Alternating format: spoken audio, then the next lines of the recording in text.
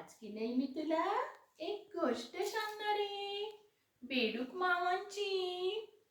एक होते तळे, त्यात होते बेडूक.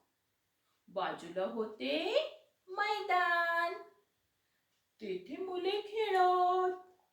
खेळ म्हणून तळ्यात दगड फेकत. पाणी उंच उडे. मुलांना गंमत वाटे.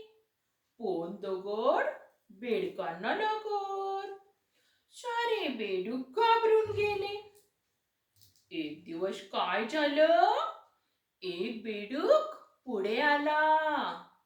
मुलांना विचारू लागला, तुम्ही दगड का फेकता? मुले म्हणाली, हा आमचा खेळ आहे. बेडूक म्हणाला, तुमचा खेळ होतो, पण आमचा जीव जातो. मुलांना खूप वाईट वाटले. त्यांनी दगड फेकणे सोडून दिले.